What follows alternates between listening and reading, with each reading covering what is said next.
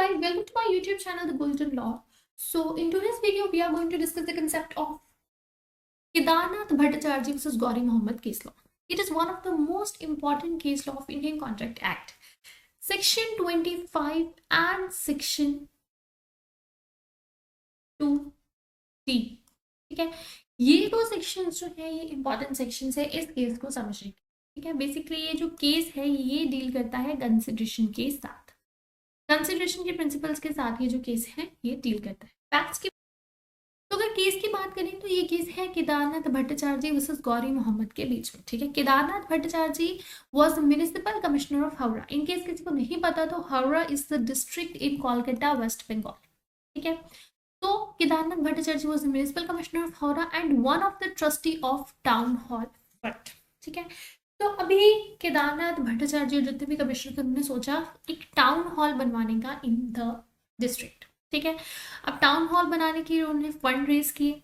ठीक है, fund raise करने के लिए उन्होंने एक सब्सक्रिप्शन प्लान स्टार्ट किया कि जो भी पर्सन इंटरेस्टेड है वो एक सब्सक्राइब कर सकते हैं इन दिस प्लान, ताकि वो जो भी पैसे मतलब रेज हो उस रेज फंड से वो एक टाउन हॉल बनवा सके। ठीक है, तो उन्होंने सब्सक्रिप्शन प्लान स्टार्ट किया। यू कैन से कि जैसे डोनेशन होती है, चैरिटी होती है, वैसे उन्होंने एक सब्सक्रिप्शन प्लान स्टार्ट किया था कि जो भी पर्सन्स हैं वो वहाँ पे फंड रेज कर सकते हैं और वो जितने भी पैसे होंगे उनसे वो एक टाउन हॉल बनवाएंगे। ठीक है, तो जितने भी इंटरेस्टेड पर्सन थे उन्होंने अपनी सब्सक्रिप्शन ली उस प्लान में। ठीक है, तो अभी पैसे इकट्ठे होने के बाद जितने भी पैसे थे फंड रेज होने के बाद जो भी कमिश्नर्स थे वो एक कॉन्ट्रैक्टर के साथ कॉन्ट्रैक्ट में एंटर हुए for purpose of constructing town hall. कि पैसे इकट्ठे हो गए तो उन्होंने कॉन्ट्रैक्टर को दे दिए, उसके साथ कॉन्ट्रैक्टर लिया कि टाउन हॉल को बनाना जो है वो स्टार्ट कर दिया जाए। ठीक है, जितने भी प्लान्स वगैरह थे कॉन्ट्रैक्ट को बनाने के अप्रूव्ड प्लान्स थे वो कॉन्ट्रैक्टर को दे दिए गए कि तुम इस कॉन्ट्रैक्ट पे काम करना स्टार्ट कर दो। ठीक है, अभी जब सब्सक्रिप्शन प्लान किया था तो जो सब्सक्रिप्शन थी वो इंक्रीज हो गई। ठीक है, पैसे ज़्यादा हो गए, फंड ज़्यादा रेज हो गए। तो ओरिजिनली जो प्लान था वो 26,000 का था, लेकिन जैसे सब्सक्रिप्शन के पैसे ज़्यादा हो गए तो प्लान एक्सपैंड हो गए। तो ओरिजिनली 26,000 का था लेकिन बढ़ के वो 40,000 का हो गया। ठीक है, तो जब प्लान एक्सपैंड हो गया तो कमिश्नर जो थे उसके कॉन्ट्रैक्ट को 40,000 रुपीज आगे 26,000। ठीक है, तो अभी यहाँ पर क्या हुआ, one of the subscriber Gauri Mohammad, ठीक है, जो हमारे डिपेंडेंट है, उन्होंने कहा कि मैं तो ये सब्सक्रिप्शन अमाउंट जो 100 है वो नहीं दे रहा। ठीक है, उन्होंने रिफ्यूज कर दिया वो सब्सक्रिप्शन अमाउंट देने से। ठीक है, जिसकी वजह से कि कमिश्नर ने उस डिपेंडेंट को स्यू कर दिया। केस सबसे पहले Howrah court of small courts में गया। ठीक है, अब तो यहाँ पर गौरी मोहम्मद ने क्या आर्ग्यूमेंट किया, उसने आर्ग्यूमेंट किया कि इस केस में कोई भी कंसिडरेशन नहीं थी। ठीक है, कंसिडरेशन ना होने की वजह से ये एक वैलिड कॉन्ट्रैक्ट नहीं था। ठीक है, तो ये एक चैरिटी बेस्ड था, चैरिटी पर्पस था, तो वो नहीं देना चाहे तो वो नहीं देगा, अगर वो देना चाहता तो वो दे देता। तो now he is not willing to pay, so he is not going to pay. ठीक है, सेकेंड उसने कहा कि एज इट्स चैरिटी पर्पसेस तो जो केदारनाथ भट्टाचार्य जी है, जो कमिश्नर है, उनके पास कोई राइट नहीं है उसे स्यू करने का। थर्डली he said कि उसे कोई नॉलेज भी नहीं थी इस चीज़ की, सब्सक्रिप्शन प्लान की, because he was not educated enough, तो उसे प्रॉपरली इस जो भी पर्पस था उसका नहीं पता चला, तो ही जस्ट सब्सक्राइब्ड।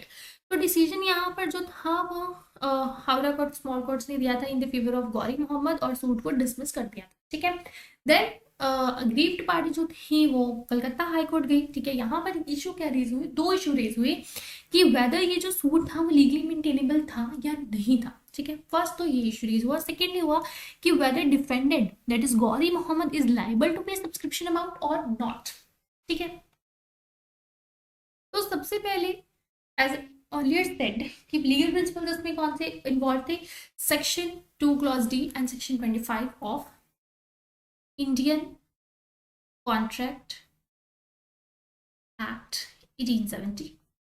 ठीक है, कंसिडरेशन के बारे में ये केस है। तो अभी यहाँ पर जजमेंट क्या आई थी हाई कोर्ट की, आर्ग्यूमेंट सेम थे। ठीक है, उन्होंने कहा कि देखो टिपिकली जब भी कोई पर्सन सब्सक्राइब करता है किसी चैरिटेबल पर्पस के लिए, इट इज पर्पस, ठीक है, तो जब भी कोई पर्सन सब्सक्राइब करते हैं किसी चैरिटेबल पर्पस के लिए, तो उनकी सब्सक्रिप्शन को कंसिडरेशन नहीं माना जा सकता और उन्हें लायबल नहीं ठहराया जा सकता पे करने के लिए, ठीक है ना। अगर एक बंदे ने कह दिया कि मैं 100 रुपये दान करूंगा, मैं 100 रुपये की चैरिटी करूंगा, तो अब अगर वो नहीं भी कर रहा है तो उससे वो उसे लायबल नहीं ठहराया जा सकता कि तुम ये 100 रुपीज की चैरिटी जो है वो करो ही करो, ठीक है। तो इसलिए उन्होंने कहा कि टिपिकली तो अगर चैरिटेबल पर्पस के लिए आप कुछ कर रहे हो तो उसे कंसिडरेशन नहीं माना जा सकता और उसे लायबल नहीं किया जा सकता। लेकिन इन प्रेजेंट केस सब्सक्रिप्शन जो थी, सब्सक्राइबर्स जो थे उन्हें पूरी तरह से पता था, फुली अवेयर थे वो कि किस पर्पस के लिए उनकी जो मनी है उसे यूटिलाइज किया जा रहा है। उन्हें पता था कि उनके भरोसे पे, उनके सब्सक्रिप्शन के भरोसे पे कमिश्नर्स जो है वो एक कॉन्ट्रैक्ट में एंटर करने जा रहे हैं। तो यहाँ पर जो कोर्ट था उन्होंने ये डिसीजन दिया कि on the faith of his subscribers जो कमिश्नर था वो कॉन्ट्रैक्ट में एंटर किया था, ठीक है। तो इसलिए ये जो चीज थी कि कॉन्ट्रैक्ट में एंटर किया था commissioner, it is the valid consideration, ठीक है। क्यों? क्योंकि उसके प्रॉमिस के बिहाफ पे, उनके प्रॉमिस के बिहाफ पे कोई एक्ट किया गया था बाय द कमिश्नर, ठीक है। तो जब किसी के प्रॉमिस के बिहाफ पे आप कोई एक्ट कर रहे हो तो वो एक वैलिड कंसिडरेशन मानी जाती है, ठीक है ना। तो कोर्ट ने क्या हेल्ड किया कि मेंबर्स को नोइंग, पूरी तरह से पता था कि वो सब्सक्रिप्शन में एंटर करेंगे तो उनके जो पैसे हैं वो कहाँ यूज होने वाले हैं, किस पर्पस के लिए यूज होने वाले हैं, इसलिए जो ये एक वैलिड कंसिडरेशन मानी जाती है। सो कोर्ट ने अपना डिसीजन इन केदारनाथ भट्टाचार्य के फेवर में दिया था, ठीक है। सेकेंडली केस कोर्ट ने ये भी फैक्ट स्टैब्लिश किया था कि एक बार जब कोई बंदा प्रॉमिस कर देता है, ठीक है, कोई पर्सन प्रॉमिस कर देता है और वो पर्सन, सामने वाला पर्सन उस प्रॉमिस के बिहाफ पे कोई एक्ट करता है, तो promiser is responsible for carrying out his duty and can't revoke the promise after it has begin. अगर किसी पर्सन के प्रॉमिस के ऊपर प्रॉमिसी ने कोई एक्ट किया है, ठीक है, दो पर्सन होते हैं, प्रॉमिसर एंड प्रॉमिसी, ठीक है। प्रॉमिसर वो पर्सन जो प्रॉमिस कर रहा है एंड प्रॉमिसी जिससे प्रॉमिस किया जा रहा है, ठीक है।